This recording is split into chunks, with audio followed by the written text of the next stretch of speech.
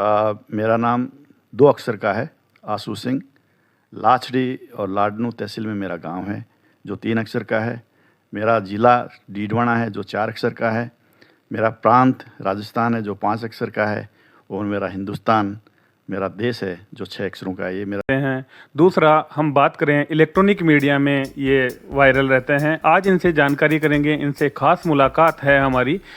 इनके पास जो जो जिम्मेदारियां रही है उनके बारे में बातचीत करेंगे। सर, आप किसी परिचय के मोहताज नहीं हैं, सब लोग आपके बारे में जानते हैं, फिर भी महत्वपूर्ण कई बातें रहती है जो लोगों के मन में चलती रहती है, लोगों के विचार रहते हैं। ये बात करेंगे, इनके बारे में आप हमारे दर्शकों को बताइएगा। सबसे पहले तो आपका हार्दिक स्वागत है। स्वागत करता हूँ, धन्यवाद अर्पित करता हूँ। मेरा नाम 2 अक्षर का है, आशू सिंह। लाचड़ी और लाडनू तहसील में मेरा गांव है जो 3 अक्षर का है। मेरा ज़िला डीडवाना है जो 4 अक्षर का है। मेरा प्रांत राजस्थान है जो 5 अक्षर का है। और मेरा हिंदुस्तान मेरा देश है जो 6 अक्षरों का है। ये मेरा छोटा सा परिचय है। सर, भारत सरकार ने आपको अभी अभी 3 महत्वपूर्ण जिम्मेदारियां दी है। इन जिम्मेदारियों की प्राथमिकता कैसे आप तय करते हैं? अभी मेरे को यूपीएससी में संघ लोक सेवा आयोग में सलाहकार बनाया है जी।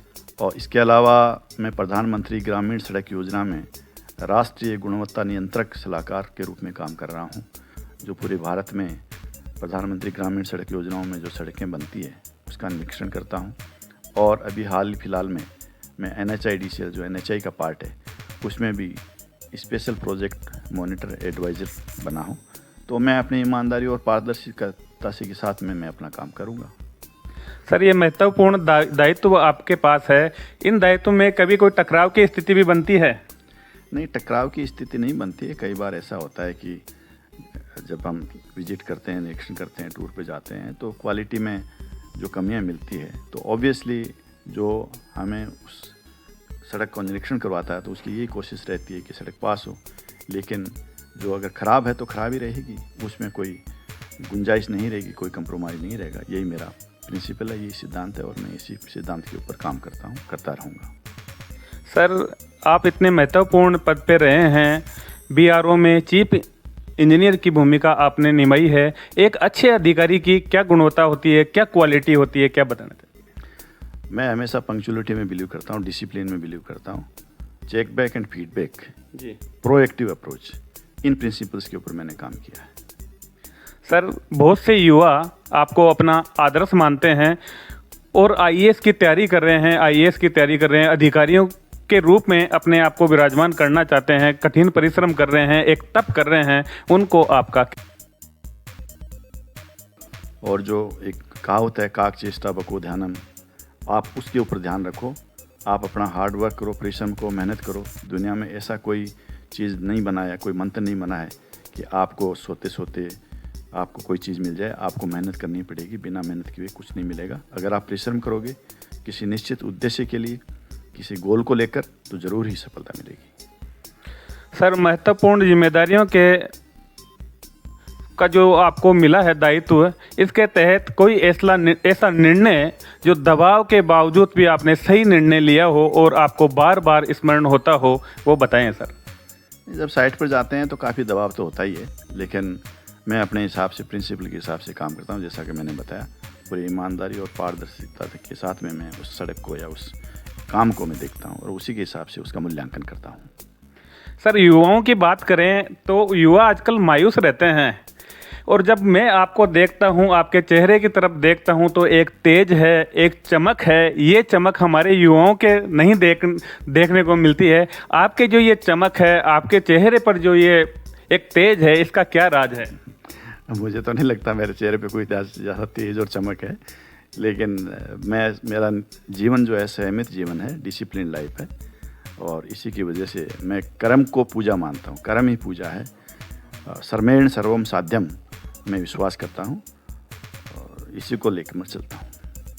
सर, एक आप प्रशासनिक अधिकारी के रूप में आपने सेवाएं दी है। अभी भी भारत सरकार ने आपको अनेक दायित्व दे रखे हैं, जैसा कि आपने बताया, और जहां सभाएं होती है, लोगों का मूवमेंट होता है, कई तरह के आयोजन होते हैं, वहां आप पधारते हो तो आपका बहुत मान सम्मान होता है और लोग चाहते हैं, जैसा कि हम धरातल पर बात करते हैं तो लोगों में एक चर्चा रहती है कि आप जैसे एक प्रशासनिक अधिकारी राज्यसभा में जाए और आम लोगों की आवाज़ बने। आपका क्या कहना है, आपके क्या विचार हैं इसको लेकर? ये तो सरकार को देखना है या पार्टी को देखना है। मैं तो अपने पूरे परिश्रम के साथ काम करता हूँ। बाकी दुनिया में मैं ये समझता हूँ कि इस देश में, इस प्रदेश में बहुत सारे योग्य लोग हैं। योग्य लोगों को आगे आना चाहिए, आगे लाना चाहिए सरकार को या पार्टीज़ को।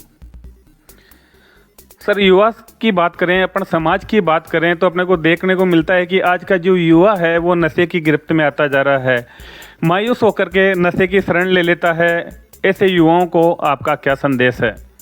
उनको हमेशा नशे से दूर रहना चाहिए, यही मेरा संदेश है। नशा जीवन को नष्ट कर देता है, नशा जीवन को आलस्यमय बना देता है। नशा जिसके हो गया वो ज़िंदगी में कुछ नहीं कर पाता, इसलिए इससे हमेशा दूर रहना ही चाहिए। सर, आपके पास इतनी जिम्मेदारियां रहती है, फिर भी आपको कभी कोई ऐसा लगा हो कि जिस काम में आपको करने में मज़ा आया हो वो शेयर करें आप? मैं तो जब जाता हूँ तो मेरे को ये काम करने में बहुत ही खुशी होती है। जब जहाँ में मैं जाता हूँ मेरे को अलग से जोश आ जाता है कि इस बार मैं इस प्रदेश में जाऊँगा। अलग अलग प्रदेशों में मैं जाता हूँ। हर महीने में करीब 10 से 12 दिन का टूर रहता है मेरा, और वो अलग अलग प्रदेश में रहता है। मुझे बहुत खुशी होती है, वहाँ की कल्चर देखने को मिलती है, वहाँ की संस्कृति देखने को पड़ती है, वहाँ के रीति रिवाज में देखता हूँ। वहाँ के जो जगह है, अच्छी फेमस जगह, रिलीजियस प्लेसेज हैं, मैं उनको विजिट करता हूँ, देखता हूँ। मुझे बहुत खुशी होती है और उस काम को देख के भी मुझे बहुत खुशी होती है। मैं लोगों को एडवाइस करता हूँ और उससे हो सकता है कि मेरा जो एक्सपीरियंस है उसको मैं शेयर करने की कोशिश करता हूँ। सर, हर समाज में एक संस्था बनी हुई रहती है। जैसे राजपूत समाज की बात करें, जाट समाज की बात करें, अग्रवाल समाज की बात करें, यादव समाज की बात करें, इन संस्थाओं में आपको भी निमंत्रण रहता है, आप भी वहाँ पधारते हैं।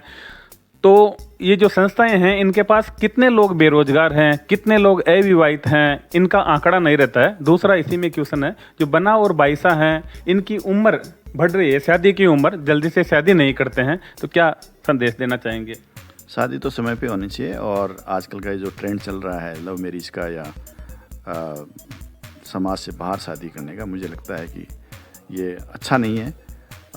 जो पेरेंट्स जो सोचते हैं अरेंज मैरिज करते हैं, उसके बारे में ही बच्चों को सोचना चाहिए।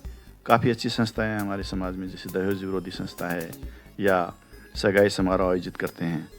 तो गणपत सिंह जी बोवादिया की पार्टी और उनकी जो संस्थान है बहुत अच्छा काम कर रही है, न कि राजस्थान में बल्कि पूरे भारतवर्ष में इनके जगह जगह कैंप लगते हैं और वहाँ जाके ये अच्छा प्रचार करते हैं, अच्छा काम करते हैं, निस्वार्थ सेवा करते हैं। इनका मैं साधुवाद देता हूँ, धन्यवाद देता हूँ। अन्य समाज की संस्थाएं भी है सर, आप सभी समाज के लाडले हैं, हर समाज में आपका मान सम्मान होता है। जैसे जाट समाज है, जाट समाज में एक समस्या है कि शादियां नहीं हो रही है लोगों की, तो ये आंकड़ा संस्थाओं के पास नहीं रहता है। भले ही कई सेनाएं बनी हुई है, लेकिन ये जो समस्या है इसके बारे में भी आप गाइड करें ताकि आपके बताए अनुसार अनुसरण करें। शादी की समस्या तो मुझे लगता है कि जो लिंग भेद है या लिंग का जो अनुपात सही नहीं है, इसके हिसाब से ये शादियाँ नहीं हो पा रही है। और कई बार ऐसा भी देखता है जैसे लड़कियाँ कम है, लड़के ज़्यादा हैं, तो लड़की वाले देखते हैं कि भी लड़का पढ़ा लिखा होना चाहिए, अच्छा सेटल परिवार हो। तो बाकी ऐसी कोई, मुझे लगता है कि ऐसी कोई समस्या नहीं होनी चाहिए। शादियाँ तो देर सवेर हो ही जाती है, लेकिन अगर बच्चे लोग अच्छे से पढ़ाई करेंगे, समय पर पढ़ाई करेंगे और नौकरी के लिए प्रयत्न करेंगे तो ये कोई बड़ी समस्या नहीं है।